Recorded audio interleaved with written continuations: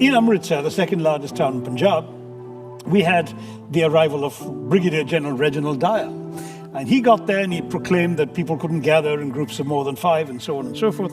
But he completely failed to notice that this was the Punjabi Spring Festival of Baisakhi. And in a walled garden called Jallianwala Bagh, a large number of men, women and children had gathered to commemorate the festival, completely unarmed. He arrives there with a bunch of soldiers. He doesn't ask them what they're doing there and why they're there. He doesn't even take a look at who they are. He doesn't fire a warning shot. He just orders his soldiers to shoot into the bodies of the unarmed, wailing, soon stampeding men, women and children. And as they try to flee this garden, this walled garden, there's only one gate, one exit.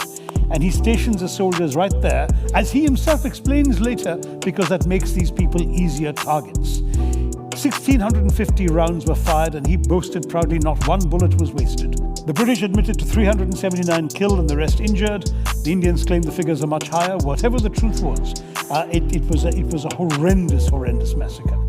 At the end of it, he bars the gate shut and doesn't allow even the relatives of the dead, the dying and the wounded to tend to their dear ones. They are forced to lie for 24 hours in the hot April sun, many of whom die because of that. On top of that, he forces Indians to crawl on their bellies on a narrow lane nearby, and if they so much as lift their heads are bashed in by British staves.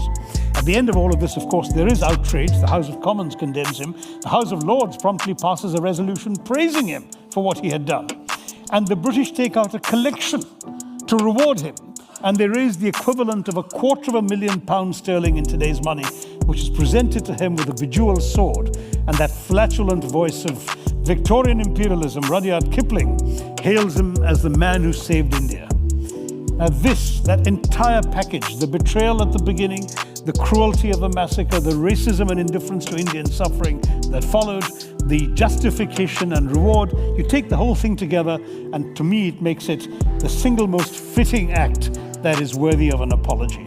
And if somebody on the centenary of that event, somebody from the royal family, because everything was done in the name of the crown, were to come to Amritsar and go down on their knees at Jallianwala Bagh and beg forgiveness or express remorse, apologize for this sin, I think it would have a remarkably cleansing effect and perhaps wash away much of the wrongs that were done in the preceding 200 years.